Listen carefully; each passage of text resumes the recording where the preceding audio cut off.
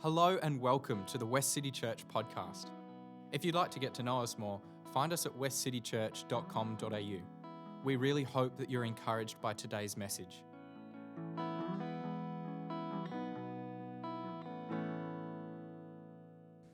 Thank you. And I wasn't nervous until I heard that Cody was going to be preaching on communion, and now someone's going to be theologically fact-checking my perspective on communion. So we'll see how it goes.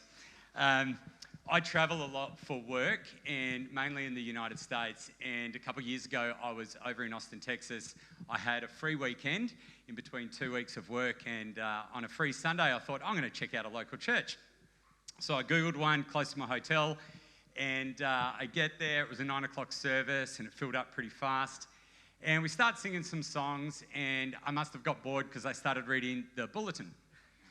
And on their bulletin, it was just telling you a little bit about the church, and there was a little piece on there about communion. I thought, oh, it's interesting, so I read it. And it said this: the communion meal is a sign and seal of a believer's union with Christ. We invite all who have trusted in Christ and been baptized to partake in this meal. If you are still investigating Christianity or not sure what to believe, we invite you to observe during this time and further consider what these things mean. I then felt very uncomfortable after reading that. I lasted another couple of minutes. I got out my phone, Googled the next church that was going to start at 9:30, and I got out of there and I made it just in time. And rightly or wrongly, whatever reasons, I didn't feel confident. I didn't feel good about staying. I was really glad. This other little church I went to was just beautiful, the most inclusive, lovely church service. It was just a real refreshing time for me. But it triggered something, I think, for me, because when I was young, I grew up in a Baptist church, and I would go to church every Sunday with my parents, and communion was a very serious, solemn, somber event that would happen at the end of the service. And understandably, if you look at 1 Corinthians chapter 11, and Jesus is talking about, we hear about the, Paul's talking about what the table's about, and he talks about reminding us of what Jesus said at the table, and he said, do this in remembrance of me. You know, in our church tradition, it was very much focused around remembering the suffering and the death and the tragedy of Christ dying on the cross. And that is definitely a big part of the story. And let me just check with my notes so I don't go off, because I've just got to stay on track here. But I remember that as a kid, I was never able to take the communion when I wanted to. I think my parents were trying to tell me that there'll be a time when I'm old enough where I'll be ready. And I don't know what that age was. I don't know what ready meant. But I wasn't there yet. I saw my older sisters taking it, but I do remember not being able to participate. And I'm not annoyed at my parents for that. I think they were being really true to their belief of how they interpreted certain scriptures around communion and who should participate. There's ways that you can read some of these verses that say, yeah, you should be baptized then at a certain age to know what you're actually doing.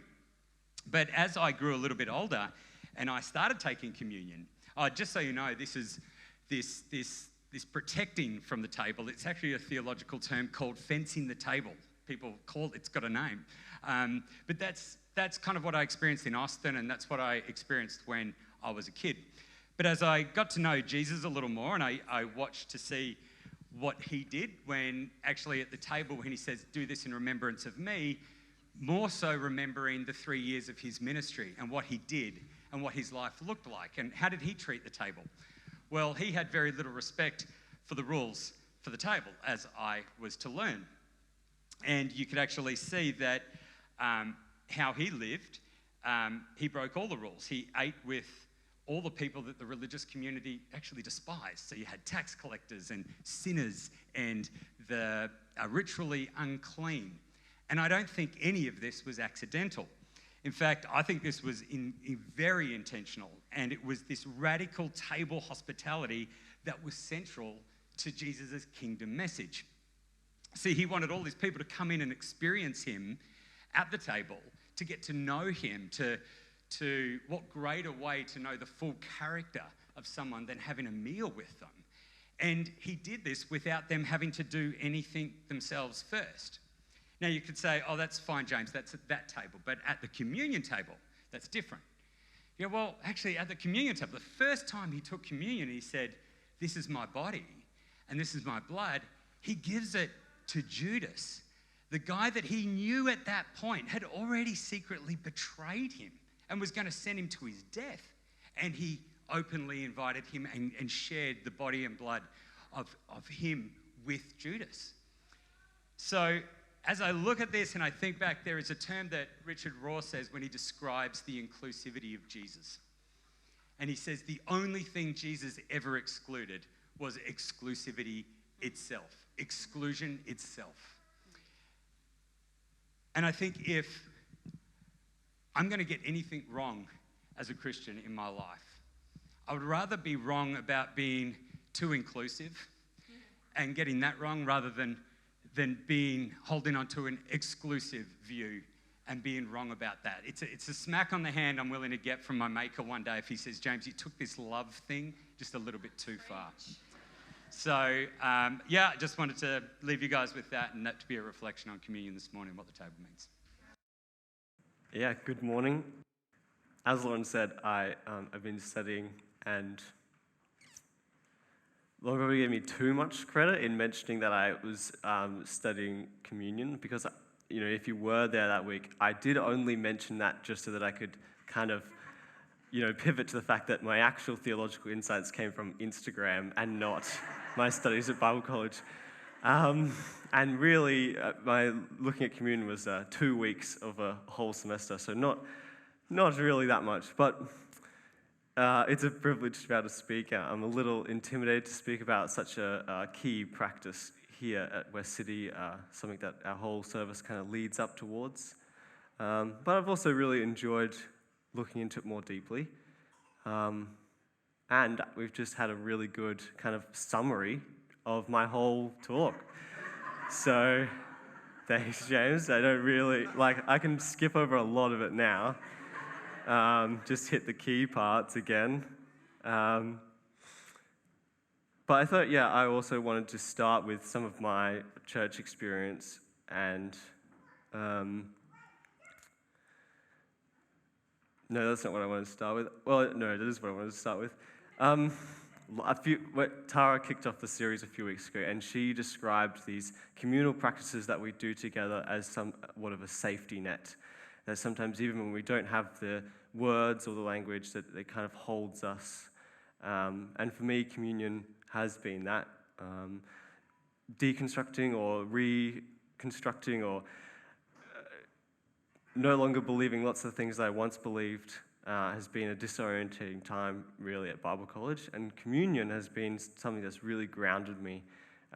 Coming back and doing a very physical act in community with others each week has really, got me out of that academic, theological headset into the kind of the real world as to what's important, coming to the table each week and taking the elements together.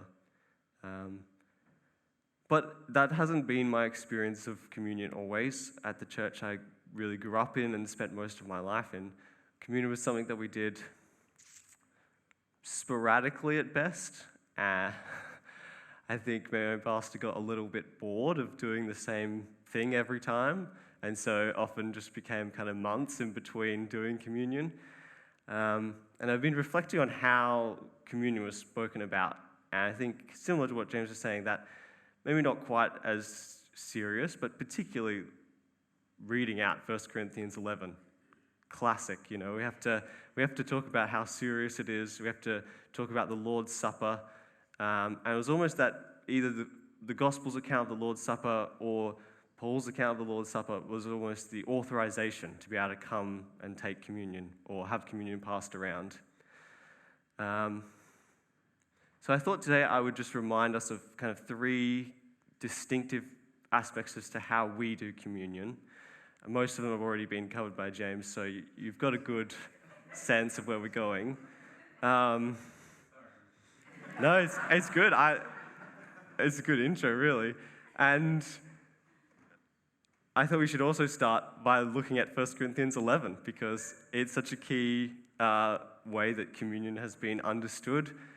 Starting from verse 23, if I received from the Lord what I also passed on to you, the Lord Jesus, on the night he was betrayed, took bread, and when he had given thanks, he broke it and said, "This is my body, which is for you. Do this in remembrance of me." In the same way, after supper, he took the cup, saying, "This cup is the new covenant in my blood. Do this whenever you drink it in remembrance of me. For whenever you eat this bread and drink the cup, you proclaim the Lord's death until he comes again. So anyone who eats this bread or drinks this cup of the Lord unworthily will be guilty of sinning against the body and blood of the Lord. Everyone ought to examine themselves before they eat of the bread and drink of the cup.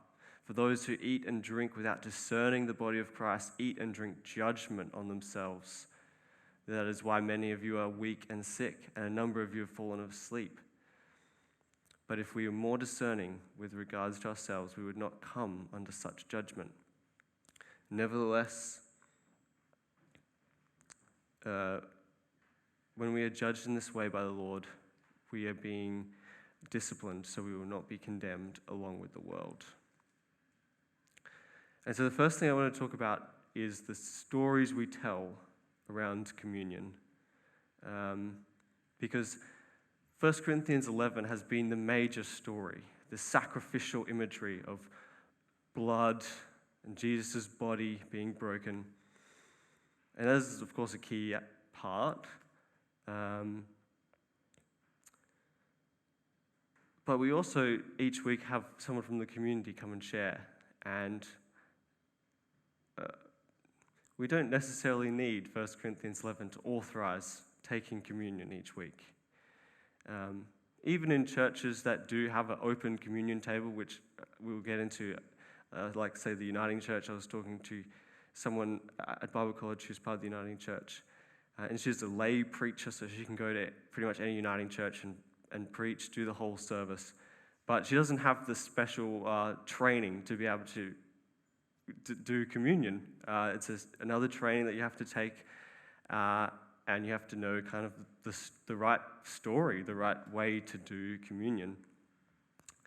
And even, I think, because of how Paul's understanding of communion became the mainstream way that churches understood communion, even scholars, when they went to trace back the origins of communion, to go back to the earliest ways that Christian communities practiced communion, there was the assumption that the earlier you go back, the more similar it would be. You know, Jesus would have probably left instructions to his disciples, which we have like parts of in the gospel accounts and in Corinthians.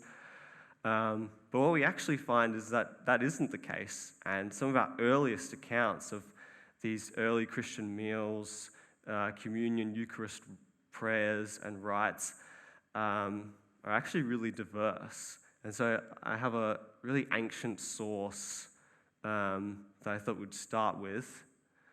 No, not that. That was actually Hannah's joke, so you could.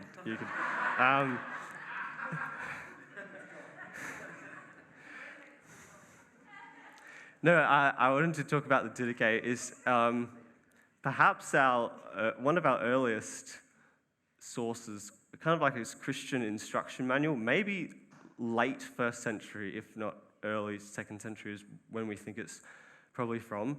And it kind of goes through all kinds of aspects of how churches should, go about conducting themselves.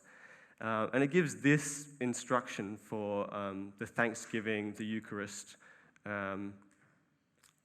Now concerning the Thanksgiving, thus give thanks. First, concerning the cup, we thank you, our Father, for the holy vine of David, your servant, which you made known to us through Jesus, your servant. To you be the glory forever. And concerning the broken bread, we thank you, our Father, for the life and knowledge which you made known to us through your servant Jesus. To you be the glory forever. Even as this broken bread was scattered over the hills, and was gathered together and became one, so that your church be gathered together from the ends of the earth into your kingdom. For yours is the glory and the power through Jesus Christ forever. And it's a really beautiful kind of prayer. But what's really, there's lots of things that are really interesting about this and the Didache, but what's particularly significant is there's not that sacrificial language. We have the cup, which isn't specified as wine. Probably is, if we have that reference to the vine. But it's not necessarily Jesus' blood, and the bread is more generally maybe the church, not Jesus' body. And so that kind of explicit reference to the elements as being in sacrificial terms isn't really there. And likewise in many of our other sources of early communion meals, the elements are more often seen in terms of being life-giving or spiritually nourishing, rather than in sacrificial ways. And I think this makes sense because even when we look at the Gospels themselves, Matthew, Mark, and Luke all place that sacrificial imagery in the context of the Lord's Supper, but John has the Jesus washing his disciples' feet in the Lord's Supper account. And Jesus' flesh in John and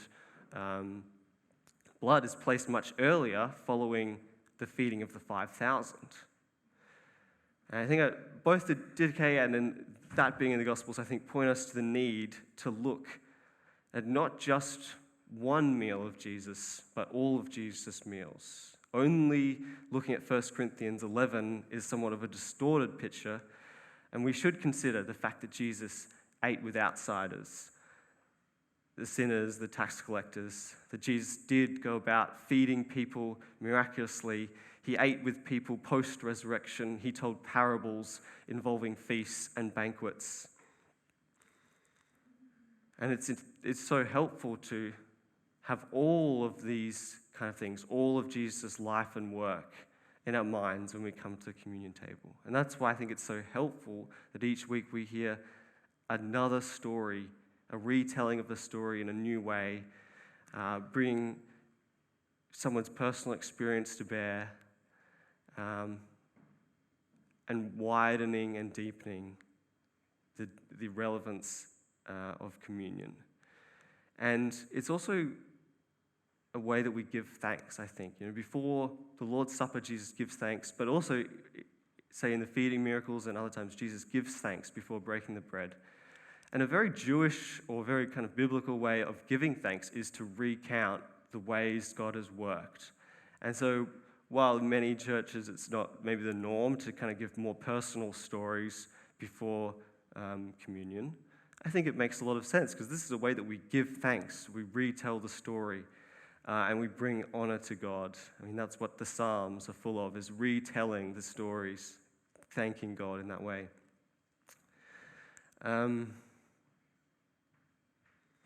So that's the stories we tell.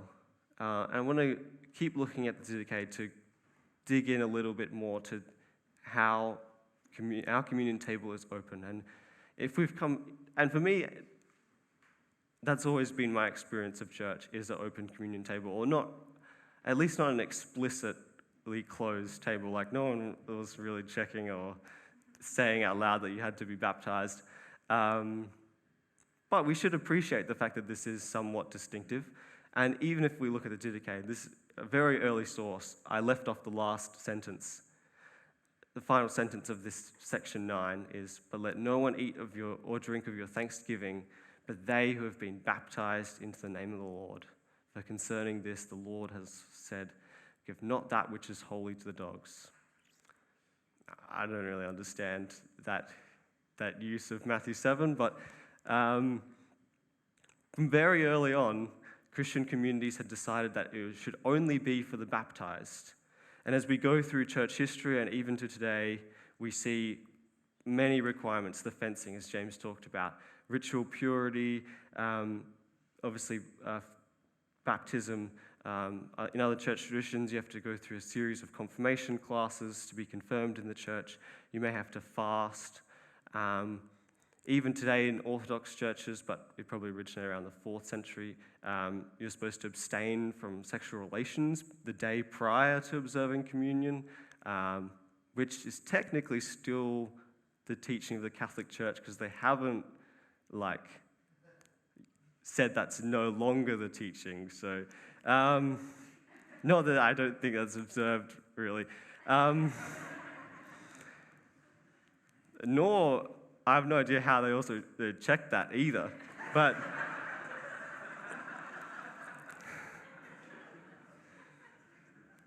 while there may be reasons throughout church history that Christians groups decided that it was necessary to restrict the table, if we look at Jesus, as James was talking about, we look at who Jesus ate with, look at how Jesus challenged these boundary markers as to who was acceptable to God, I think that should be our standard.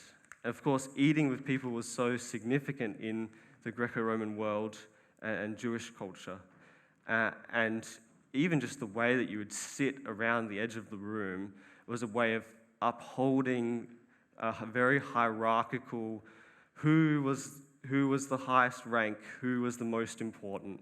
And we see that in some of Jesus' stories of his disciples wanting to take the seat of honor. But Jesus subverts this in John at the Lord's Supper. And rather than take that high position of honor, he takes the lowest position on the other side of the room and washes his disciples' feet.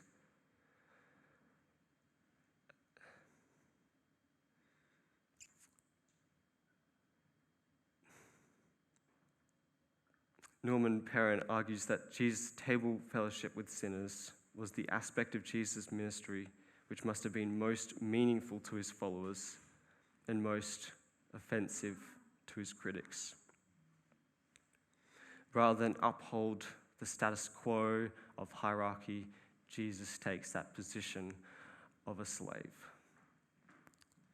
And if this is the standard of Jesus, and we want to consider all of the important meals of Jesus, because communion is not just about this one meal, but it's about all of Jesus' meals, then the standard of this meal is one where Jesus seeks out those on the margins, seeks out those who are outsiders, who've been restricted from the temple and from life. The radical welcome is the standard for who can encounter Jesus at the table. But of course, we should return to 1 Corinthians 11, because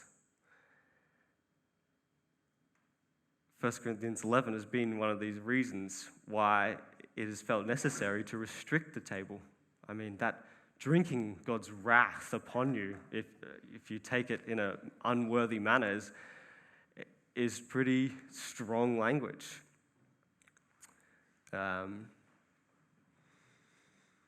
But also, if you're paying attention, I think it's important we read the passage in context.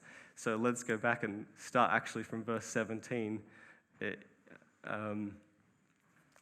rather than skipping ahead. And if we start a bit earlier, Paul says, "But in the following instructions I cannot praise you, for it sounds as if more harm than good is done when you meet together. First, I hear that there are divisions among you when you meet as a church, and to some extent I believe it. But of course, there must be divisions among you, so that you have God's approval will be recognized. But when you meet together, you are not really interested in the Lord's Supper. For some of you hurry to eat your own meal without sharing with others. As a result, some go hungry while others get drunk. What? Don't you have your own homes for eating and drinking? Or do you really want to disgrace God's church and shame the poor? What am I supposed to say? Do you want me to praise you? Well, I will certainly not praise you for this."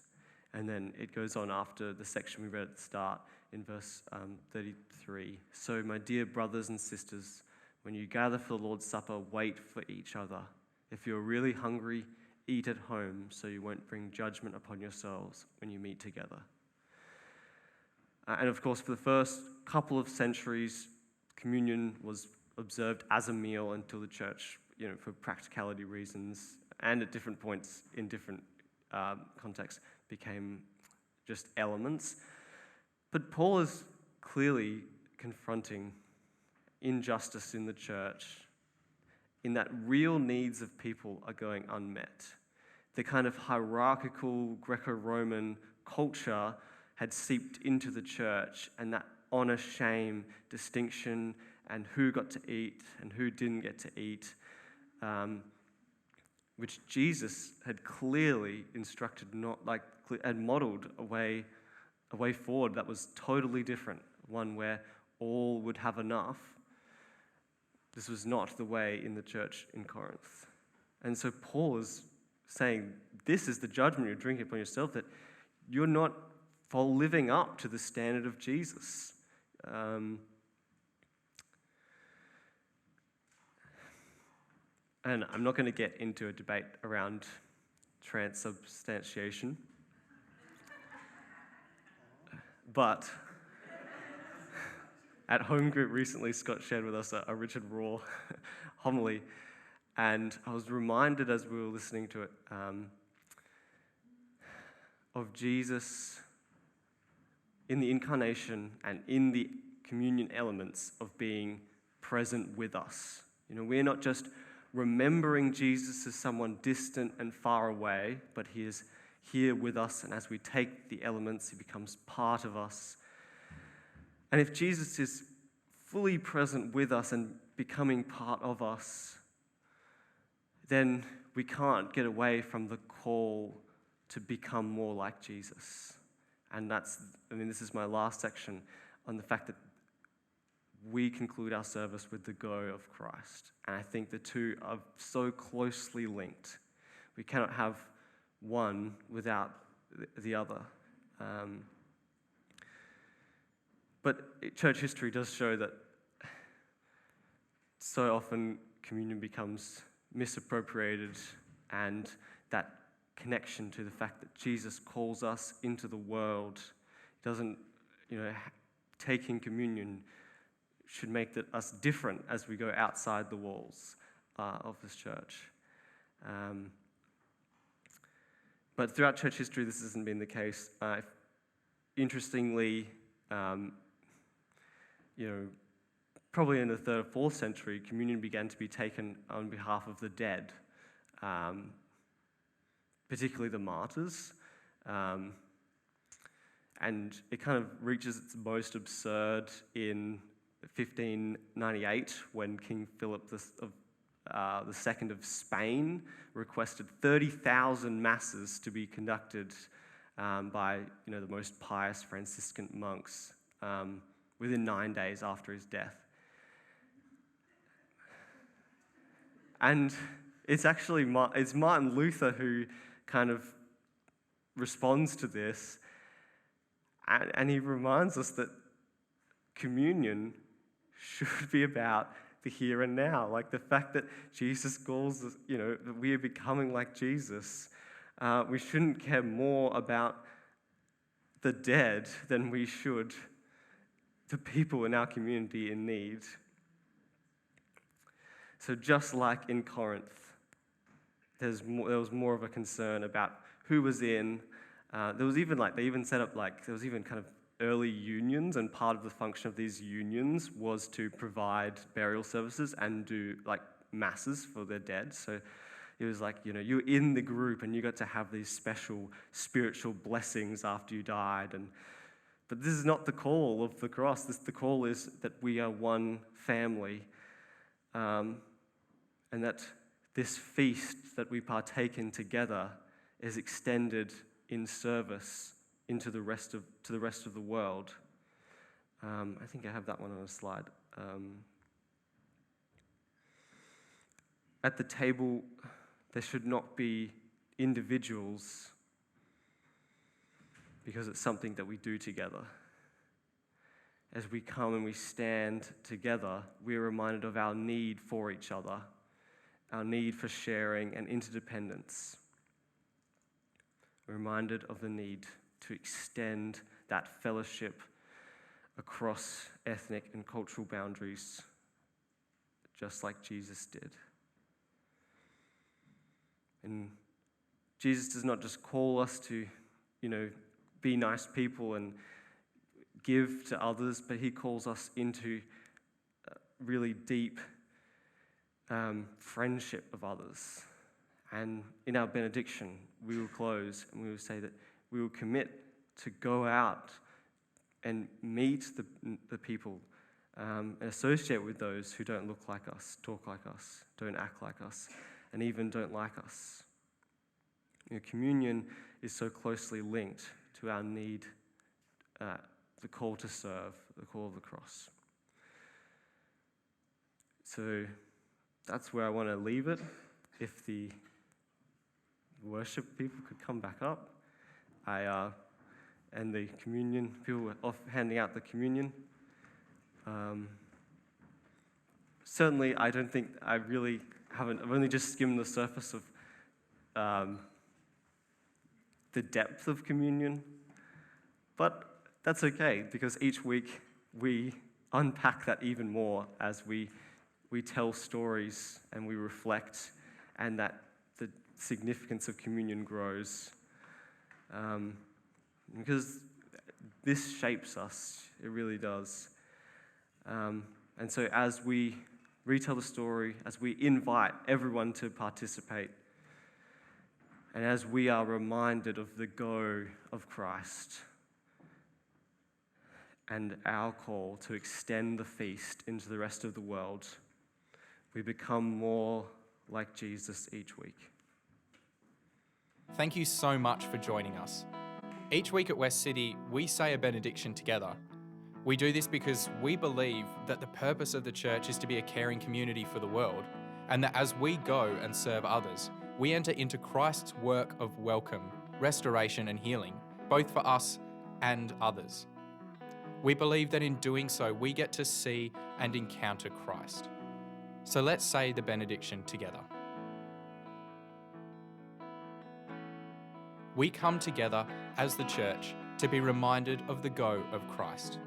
So we will go out and feed the hungry, go out and clothe the naked, go out and fight for justice, go out and end oppression, go out and proclaim anew the old story, go out and associate with those who don't look like us, think like us, act like us, and don't even like us. And we'll do it all in the name of the one who sent us. His name is Jesus.